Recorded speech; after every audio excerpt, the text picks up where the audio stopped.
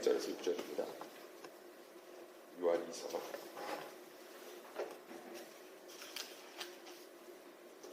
요한 2서가 되게 짧아요. 3서도 짧고.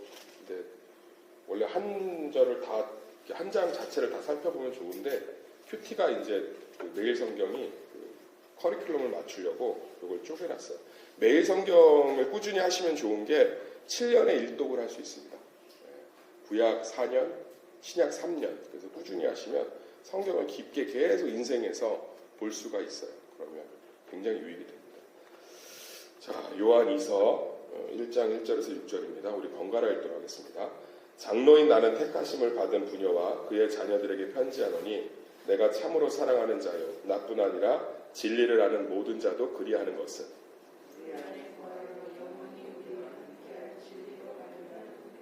은혜와 긍휼과 평강이 하나님 아버지와 아버지의 아들 예수 그리스도께로부터 진리와 사랑 가운데서 우리와 함께 있으리라.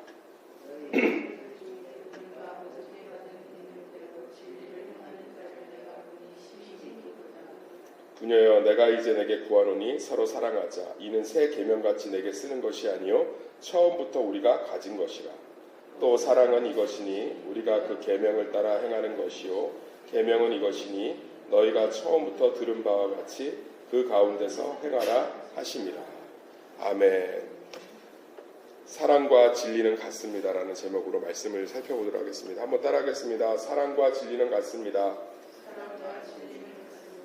신약 성경의 서신서들이 좀 많죠. 신약 성경 한 3분의 2가 서신서인데 편지라는 뜻이에요. 근데 신약 성경의 이 수신서, 수신자, 데오빌로 각하든 고린도에 있는 성도들이 형제들이든 수신자를 밝히고 있는데 요한 2서는 굉장히 독특한 수신자를 얘기하고 있습니다. 장로인 나는, 여기 장로라는 뜻은 요한 사도로 의미해요. 요한 사도가 이거 쓸 때가 90세라고 그랬죠. 사도들이 다 죽었다고, 핍박받고 막 고문받고 이래서 순교로 다 죽어서 요한 사도밖에 없어요. 근데 이제 요한 사도밖에 없기 때문에 대단한 사람이에요. 이 사람이 예수님을 목격한 사람이고 예수님의 부활을 목격한 사람이기 때문에 사도라고 칭함을 받잖아요. 가르침을 받아서. 이 사람이 장로라는 단어를 쓰는 건 지금 우리 교회에 있는 장로님 같은 그런 장로가 아니라 엘더라는, 더 엘더, 디엘더죠. 디엘더라는 게 무슨 뜻이냐면 나, 권위자, 이런 말을 충분히 할 수 있는 사람. 내가 하는 말은 반드시 하나님의 말씀이라는 엄청난 권위로 얘기하고 있는 거예요. 장로인 나는 이렇게 독특한 자기의 권위를 이렇게 높이고 있습니다. 이제 그만큼 초대교회가 90년, 60년 정도 이제 사도 요한이 한 30살 때부터 예수님을 쫓았으니까 20대 후반부터 한 60년 사이에 너무 많은 핍박이나 이단들 때문에 교회가 굉장히 힘들어진 상태였어요. 그 가운데서 이제 요한이 뭔가 중심을 좀 잡고 하고 싶은 얘기가 있는데 수신자가 누구냐면 부녀와 그의 자녀들이에요. 어떤 한 여자에게 쓰고 있어요. 그러니까 교회에 있는 여성들이 아니라 교회를 책임지고 있는 한 여자와 그의 가정에게 쓰고 있습니다. 아까도 얘기했지만 초대교회가 너무 많은 이단하고 너무 많은 핍박을 받아서 교회를 섬길 사람이 많지 않았어요. 근데 우리도 지금이야 목사님들이 넘쳐나서 귀한 줄 모르지. 그렇잖아요. 나 세수만교회 안 나올 거야. 그럼 옆에 교회 가면 되잖아. 옛날에 안 그랬다고. 옛날에 목회자가 귀해서 목회자 한 분 모시는데 막 교회가 기도하고 장로님이 몇 년씩 막 예배 인도하고 막 이랬던 시골교회들 그렇고 막 그러지 않았다. 이 당시도 마찬가지. 목회자를 구할 수가 없죠. 다 순교해서 죽고 사도들도 다 죽은 판에. 그러니까 교회를 어떤 여성분하고 믿음이 좋은 그 가정이 좀 지키고 있었던 것 같아요. 제가 옛날에 제주 선교 가면 어떤 여자분이 신학을 안 했어요. 권사님이신데 교회를 지키고 있더라고. 다 떠나고 올 사람이 없으니까 제주도 척박한 땅에 혼자 예배 드리고 어떻게든 예배 드릴 때 설교를 못하니까 막 그 성경책을 그냥 읽으시더라고요. 근데 이제 제가 가서 선교하면서 그날 설교를 주일날 해주니까 막 한 4-5명 앉아있는 제주 그 성도분들이신데 막 그 목말랐던 막 죽어가는 영혼이 막 물을 섭취하고 막 살아나는 것처럼 막 말라 비틀어졌던 스펀지가 물을 먹는 것처럼 쭉쭉 먹더라고요. 그래서 막 얼마나 행복해 하시는지 그런 상황인 거예요. 부녀 여자분 한 분과 자녀들이 교회를 지키고 있는 거죠. 그런 가운데 이 대사도가, 이 엘더가, 이 권위자가 편지를 쓰고 있는 거예요. 저는 두 가지를 느꼈어요. 이걸 보면서. 하나는 사도 요한이 참 교회를 사랑했다. 이 당시만 해도 이제 60년 정도 흘렀다고 그랬잖아요. 교회가 본격적으로 시작된 지. 교회가 곳곳에 많이 세워졌거든요. 그런데도 이 한 교회의 아픔을 끌어안잖아요. 예, 대단한, 그러니까 교회가 이래야 돼요. 한 사람의 아픔을 좀 끌어안을 줄 알고. 그럴 때 하나님께서 축복을 주시는 줄 믿습니다. 두 번째는 저는 이걸 보면서 참 너무 감사한 게 이렇게 교회가 힘들었다면, 교회는 안 힘든 적이 없어요. 교회가 안 힘들 때는 콘스탄틴 대제가 이제 밀라노 칙령을 통해서 이제 교회 안 다니면 다 죽일 거야. 뭐 이렇게 하고 나서 모든 사람들이 교회를 다 등록했잖아요. 국가의 교회로 공인해버리면서 그때 교회들에게 재산이 어마어마하게 들어온다고. 왜냐면 세금을 다 교회에다 내야 돼요. 그때부터 교회가 타락했어요. 그러니까 교회는 항상 힘들고 어려워왔다는 거예요. 역사 가운데. 그러니까 우리가 신앙생활 하면서 우리도 예술을 모신 교회잖아요. 보세요. 미래가 안 보일 정도로 처참하잖아요. 다 죽었다니까. 핍박하고 순교 때문에. 그러니까 차라리 우리 죄 때문에 세상이 좋아서 교인들이 교회를 떠나서 비는 건 이악 물고 믿음으로 버티지만 하도 핍박을 받아서 하도 순교를 해서 하도 이단들이 괴롭혀갖고 교회가 이제 부녀 혼자 지켜야 되는 상황까지 간 거예요. 그런데 지금 교회가 없어졌습니다. 우리가 이 계보를 이어서 여기 앉아있잖아요. 할렐루야. 믿는 자들은 하나님께서 반드시 지키시는 줄 믿습니다. 우리가 믿음 생활하면서 조금 힘들고 어렵고 기도해도 뭔가 안 되는 것 같고 새벽 제단을 쌓아도 내 삶이 나아지는 게 없고 은혜 받고 가서 싸우고 뭐 이래도 결코 기죽으면 안 돼요. 하나님께서 그 작은 씨들을 반드시 열매 맺게 하실 줄 믿습니다. 보세요. 이 작은 씨, 부녀자 한 사람에게 쓴 서신이 지금 이 시대까지 이어져서 이렇게 열매를 맺을지 사도 요한이 이 편지 쓰면서 상상이나 했겠습니까? 가슴이 아파서 쓴 건데 부녀 혼자 그 가족들이 교회 지킨다고 낑낑대고 있는 거 핍박 속에서 그게 가슴이 아파서 이 편지를 썼는데 이 수신서가 이렇게 여러 전 세계에 있는 교회들에게 매 주일마다 매 예배 때마다 낭독되면서 묵상되어질지 누가 알았겠냐. 하나님은 그 믿음을 반드시 사용하실 줄 믿습니다. 새벽기도 재단 쌓으시는 거, 기도의 재단 쌓으시는 거, 누구를 용서한 거, 누구를 품은 거, 말씀 가운데 서 있는 거 다 열매 맺게 하실 줄 믿습니다.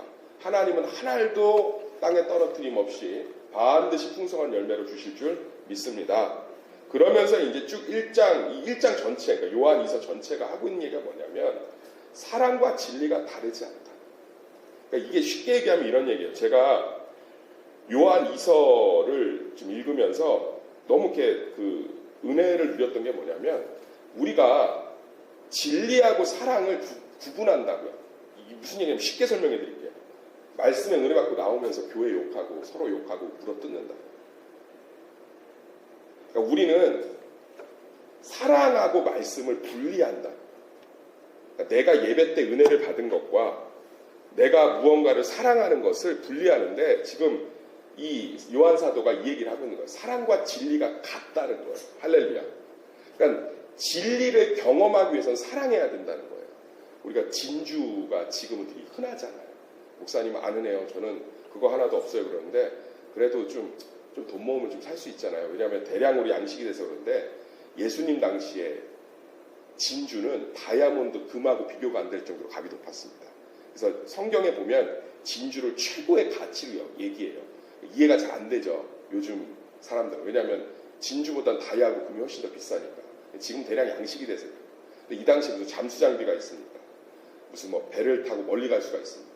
그러니까 진주 자체가 다 천연 진주고 구하기가 너무 힘들어서 진주 자체가 어마어마한 가격이에요. 어마어마한 가격.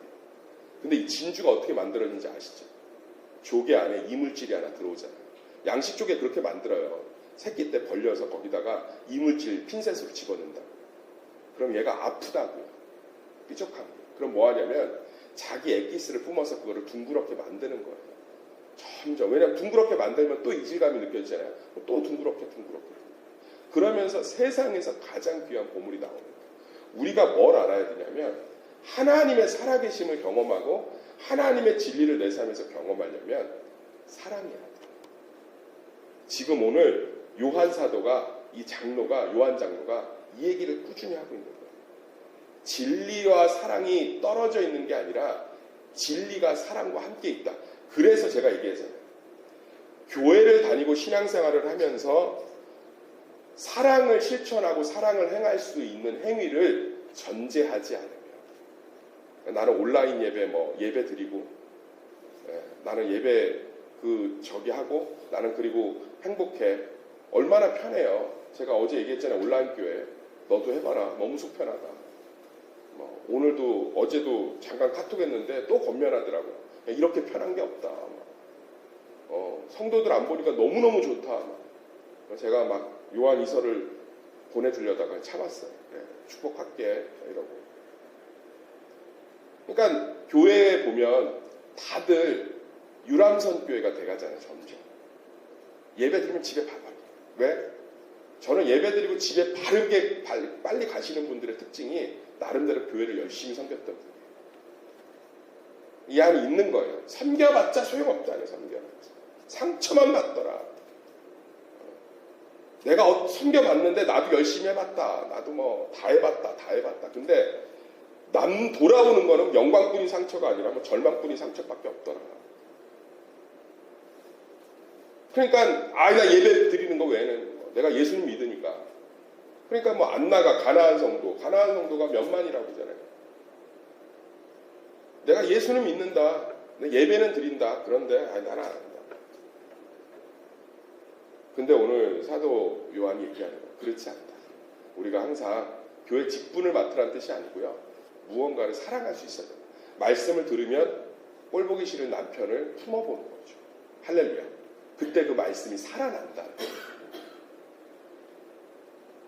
말씀을 들으면 정말 이거 갖고 어떻게 어디 가야 될지 모르는 이 성적표를 끌어안는 거죠. 말씀을 들으면 이해가 안 되는 그 지체를 한 번 더 안아보는 거예요. 그때 그 말씀이 살아난다고. 할렐루야. 이 얘기를 하고 있는 거예요. 이 얘기를 하고. 믿음, 소망, 사랑 중에서 예수님 오시면 뭐만 남겠습니까? 믿음하고 소망은 안 남죠. 믿음은 이제 구체화돼서 팩트가 되니까 믿음이라는 단어가 필요 없고, 소망도 필요 없죠. 천국이 이제 우리 가운데 왔으니까. 천국에서 영원히 남는 게 사랑이에요. 사도 요한이 그걸 깨달은 거잖아요. 예수님이 제자들에게 발휘시켰잖아요. 예수님이 십자가에서 사랑을 증명하셨잖아요. 제자들 그거 깨닫기 전까지는 계속 뭐 했죠? 우리 언제 왕 돼요? 우리 언제 장관 돼요? 막 부모님 통해서 로비하고 우리 아들만 잘 봐줘요 막 이러고. 그러던 제자들이 예수님의 사랑을 깨닫고 나서 진리와 사랑이 진리를 경험되어지는 유일한 통로라는 걸 깨닫고 나서 서로 사랑한다. 할렐루야. 그러니까 이것들이 있을 때 말씀이 능력이 되고 살아나는 거예요. 제가 요즘 청년들 제자반한테 이제 큐티를 묵상해서 나누잖아요. 그러면 얘기를 한단 말이에요. 그 안에 그런 고백들이 있어요. 내가 내 삶에서 무엇을 사랑하지 못했는데 이 말씀을 듣고 사랑해봤더니 이 말씀이 이렇게 나에게 유익이 되더라. 이렇게 나를 이끌어가더라. 막 이런 얘기를 해요. 그건 뭐예요? 진리가 경험되어진 진리는 우리 삶 가운데 어마어마한 힘과 열매가 되는 줄 믿습니다. 그래서 말씀을 좀 들으면 그 말씀을 가지고 또 그 말씀 가운데 있는 은혜를 가지고 무언가를 품어보셔야 돼요. 오늘도 이 말씀을 듣고 내 삶에 품어지지 않는 것들을 품어보려고 할 때 그게 진주가 되는 거예요. 할렐루야. 그래서 놀라운 하나님의 은혜와 긍휼과 평강이 되는 거예요. 3절 읽어볼까요? 3절 시작. 은혜와 긍휼과 평강이 하나님 아버지와 아버지의 아들 예수 그리스도로부터 진리와 사랑 가운데서 우리와 함께 있으리라. 할렐루야. 그러니까 사랑을 하면 뭘 경험할 수 있다는 거예요? 은혜와 긍휼과 평강을 경험할 수 있다. 우리가 맨날 기도하고 우리가 맨날 예배드리고 하나님께 바라는 게 이게 딱 세 가지예요. 하나님, 우리 아이가 성적은 좋지 않지만 하나님의 은혜를 입어 대기업에 들어가게 해주십시오. 은혜, 긍휼. 하나님, 내가 사랑받고 싶고 인정받고 싶고 주님 앞에 치유받고 싶습니다. 긍휼, 평강, 최고의 가치죠. 최고의 가치. 평강, 안정, 평안함, 별일 없는 것. 우리가 바라는 최고의 가치 아닙니까? 이게 뭐 안에서 이루어진대요? 진리와 사랑. 그러니까 사랑하면 할수록 진리를 경험할 수 있는. 제가 정말 많이 느껴요. 네. 그래서 하나님의 말씀을 깊이 보고 또 이것들을 나누고 그리고 또 사랑의 현장에 항상 있는 거예요. 그럴 때 뭐예요? 경험할 수 있다. 경험할 수 있다. 네. 그럴 때 경험할 수 있는 거예요. 누군가의 아픔을 끌어안으면, 누군가 내가 사랑할 수 없는 사람인데 그 사람을 끌어안아버리면 그리스도의 사랑이, 진리가 내 안에서 막 꿈틀꿈틀 살아납니다. 이게 놀라운 거죠. 그래서 반드시 성도는 진리와 사랑 가운데 있어야 되는 줄 믿습니다. 6절 같은 경우들이 이게 개역개정을 보면 굉장히 헷갈리는 구절인데 제가 쉬운 성경으로 읽어드릴게요. 쉬운 성경을 보면 아주 잘 풀어놨어요. 6절, 하나님께서 우리에게 명령하신 삶은 사랑의 삶입니다. 하나님께서는 우리가 사랑하며 살기를 원하십니다. 아마도 부인도 이 말씀을 처음부터 들었을 것입니다. 그러니까 저는 이 편지를 쓰게 된 계기가 이 부인이 이제 혼자 교회를 책임지고 있으니까 얼마나 지치고 힘들겠어요. 그죠? 제가 볼 때 그러니까 소식이 들려온 거예요. 사도 요한한테. 저기 그거 있잖아요. 고린도 지역에 한 20명 정도 모이는 거기에 우리 부인께서 이제 더 이상 지쳐서 못하겠다고 하네요. 편지를 쓴 거예요. 그래서 뭐라고 하냐면 사랑 외에는 답이 없다는, 사랑해 주라는 거예요. 끝까지 예수 그리스도 사랑하고 교회를 사랑하면서 가라는 거예요. 부인도 알았지 않냐. 하나님 우리에게 명령한 게 사랑 아니냐. 끝까지 사랑하자. 그러면 하나님께서 반드시 진리를 드러내실 거다. 할렐루야. 이렇게 위로하고 권면하고 있는 거예요. 우리 삶도 마찬가지입니다. 우리 삶이 나는 힘들어, 나는 어려워, 나는 이게 안 돼가 아니라 지금 사랑의 순종의 자리로 가보시면 거기에 예수님이 펄펄 살아계세요. 할렐루야. 그 예수님을 경험하면 상상을 초월하는 신앙생활의 새로운 분기점이 됩니다.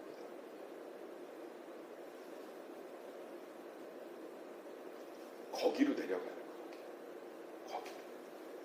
거기로. 사랑의 영역으로, 내가 사랑을 실천하고 순종할 수 있는 영역으로 날마다 죽으면서 내려가면 거기에 성령님이, 예수님이 펄펄 살아계십니다. 펄펄 살아계십니다. 할렐루야. 그 놀라운 은혜를 매 순간 경험하시기를 간절히 소망합니다. 진리가 뭐예요? 예수님 얘기하시는 내가 그 길이요 진리요 생명이지. 나로 말미암지 않고는 아버지께로 올 자가 없느니라. 요한복음 14장 6절 너무 유명하지 않습니까? 예수님이 그러면 자기가 길이래요. 진리래요. 그럼 이 땅에서 예수님 3년 동안 뭐 보여주셨습니까? 사랑 보여주다 가셨어요. 하나님은 사랑이시라. 할렐루야. 거기에 계세요. 지금 어디 계시냐고 예수님? 사랑할 수 없는 사람들 사랑하는 자리에 거기서 사랑하고 계세요. 만나러 가려면 그분한테 가야죠. 거기 계시다니까. 거기 계시면 그분 옷깃만 스쳐도 혈루병이 낫고 할렐루야. 거기 계시면 우리 인생의 질문들 할 수 있고, 거기 계시면 우리가 그토록 답답해했던 내 마음의 원인도 알 수 있고, 거기 계시면 우리 자녀의 미래도 물어볼 수 있고, 거기 계시면 내 병도 안수받을 수 있고, 거기 있는 거 거기 계시면 거기로 우리가 가야죠. 할렐루야. 그럴 때 하나님의 놀라운 은혜를 경험할 줄 믿습니다.